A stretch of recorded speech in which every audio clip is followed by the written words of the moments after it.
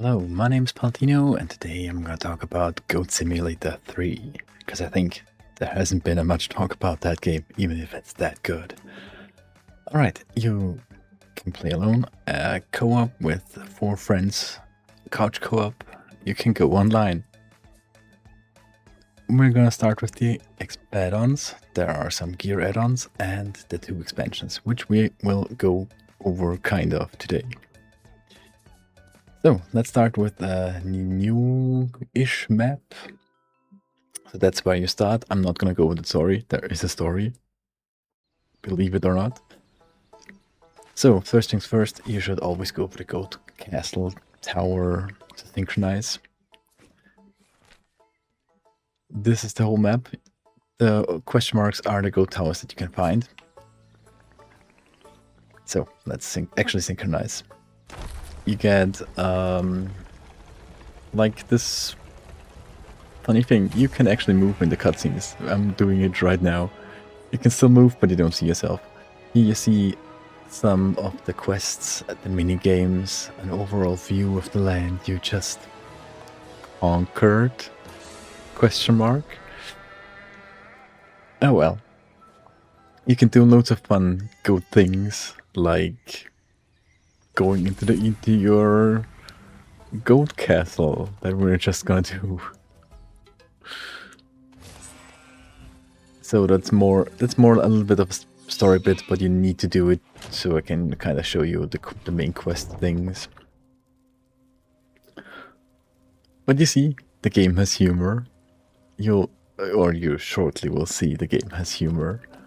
Like, I'm just gonna go over the rubble real quick.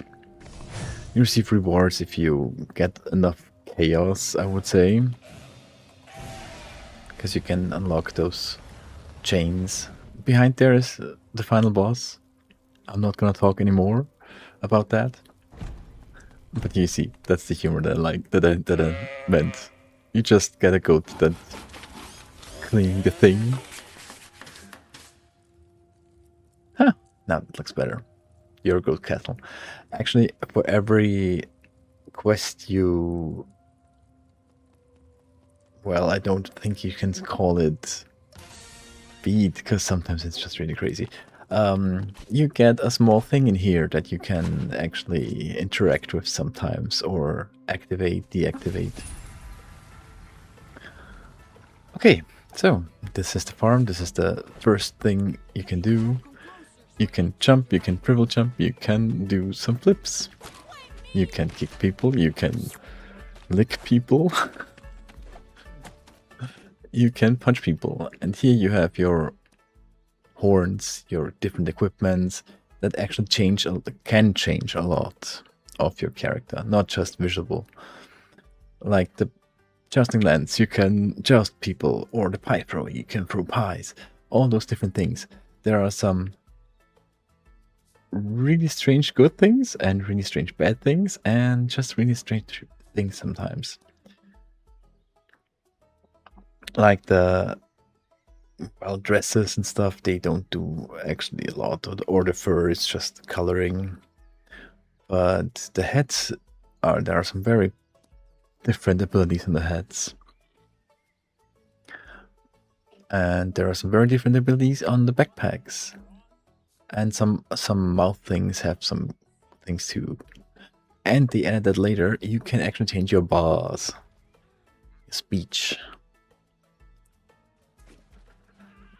Here you have your goat castle, well, things, sigils, as much as you can unlock.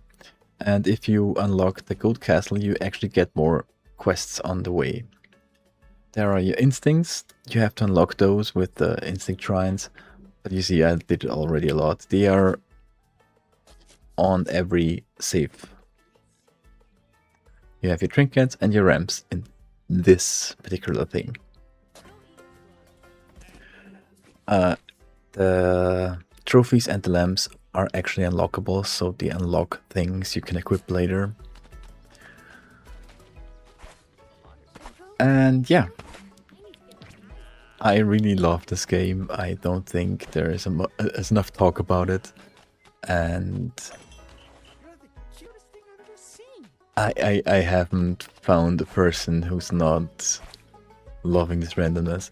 You can actually see on the top left, there is the quest. You can help fix the harvester, but you can also just ride a tractor like a goat, I would say. And what's really strange, every vehicle has NOS, some like nitro. Ooh, that's actually a cool trampoline. You can take that trampoline with you. That's really handy. And gravity is kind of suggestion in this game, I would say. Another useful things are those vents. They shoot you high up. You should always notice that. And the satellite dishes do like this kind of, I don't know how to call this, teleportation shoots. And you see there are loads of events and loads of different things you can do and make and see. There are also your kind of status effects like oil or burning or electricity. With the oil you get slippery, you can burn stuff. With fire you can shoot fireballs. With thunder you can shoot lightning. All those different things, like a goat. And there's actually a fire truck coming if you burn stuff. And you can actually ride the fire truck and you can put on the sirens. It's just so many details, so many small fun details for a game that was started as a joke. And there's actually the Easter Island. That is also an update that they made later with a little bit small quests and other things.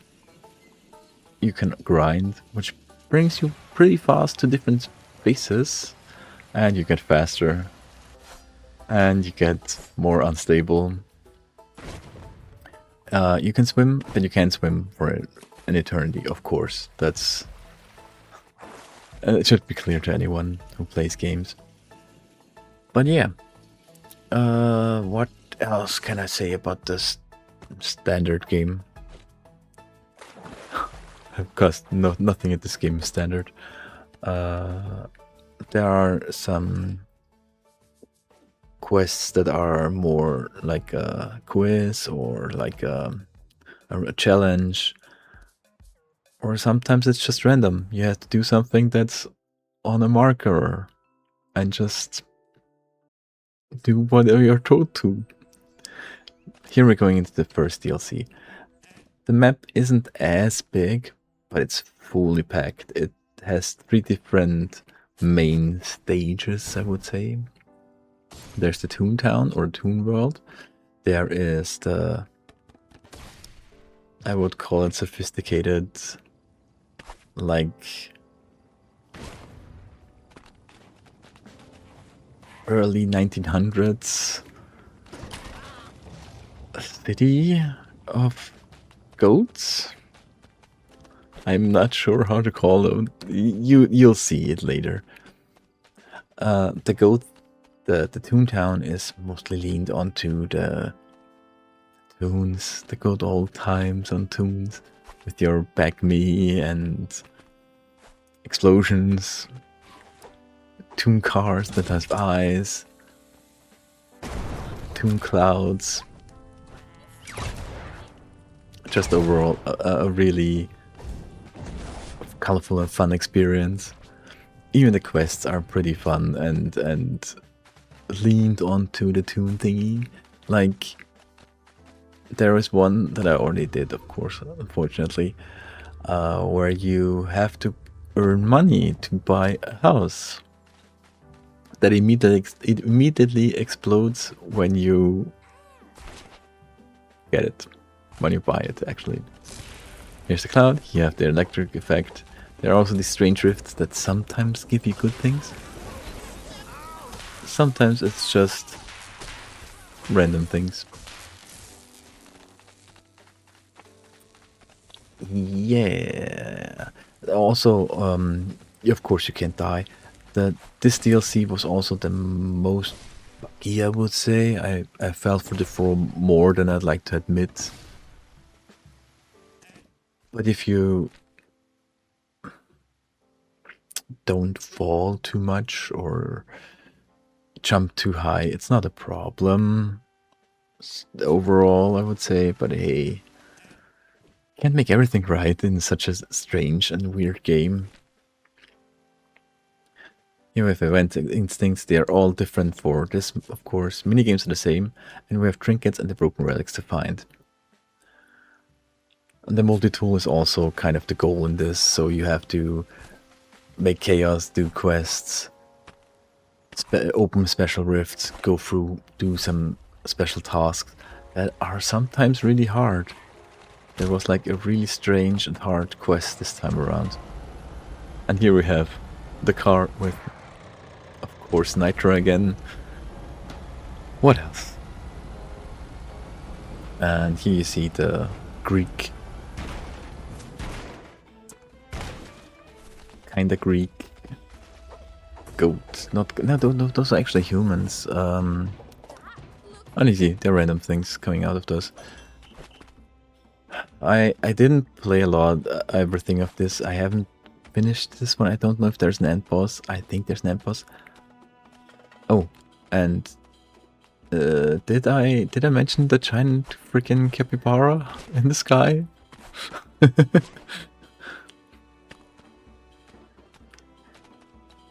I think it's a she. She has a female voice at least.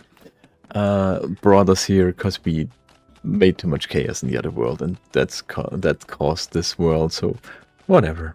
It's Goat Simulator. The story doesn't matter. Have fun with strange things, strange quests, or just doing strange things. So yeah, get you a quick overview here on everything in this world. And now we're gonna jump over to the last DLC for now.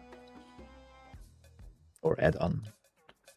The Badlands Furry Road. I haven't played it a lot because I have, you know, 2 children and too tired. But hey, the overall goal is to purchase camp and build your camp up so you can open the giant door over there. As you will see here pretty soon. There are also trophies in this, like the red one over there. They are pretty easy to see. There are also other things to find. And the most fun thing in this, I would say, you could ride bikes before, but it's really hard. But the best thing in this DLC is just... Oh, I didn't equip it. A moment. You can ride a bike and you can just call it, which is really funny in my opinion. And it makes fun of the whole trope of just whistling and getting your ride or horse, which is in this a freaking motorcycle. It's so random, but it's so fun. What else can I say? There are many different things here. The humans are mostly more hostile against you. There are points that are from the main game that look similar to the ones you have here. Like the statue, there is something similar in the main game. But the quests are all completely new. And what they changed is there is no goat tower here. To get the quest markers and to get the map overall, you have to be or to beat these little riddles here.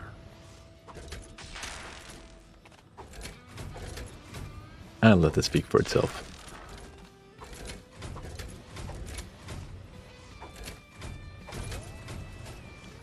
Yay! So, there are again different things to find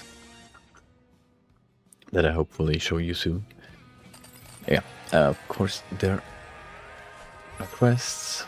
There are your instincts. I already said that, I think. There are also those kind of roads where the cars drive, the kind of Mad Max things here. There are also free running rhinos that are also not very happy and nice to you. The cacti also have kind of this mini game that gives you screws and scrap things you need. And oh no, it didn't break. It's back. Okay, I thought it broke for a second there. So, what else to say? What else to call? Oh yeah, the cockroaches. They are annoying. They don't do a lot, but they are annoying. They can throw you off the bike and can cheer around. It's not that bad. It's not that good.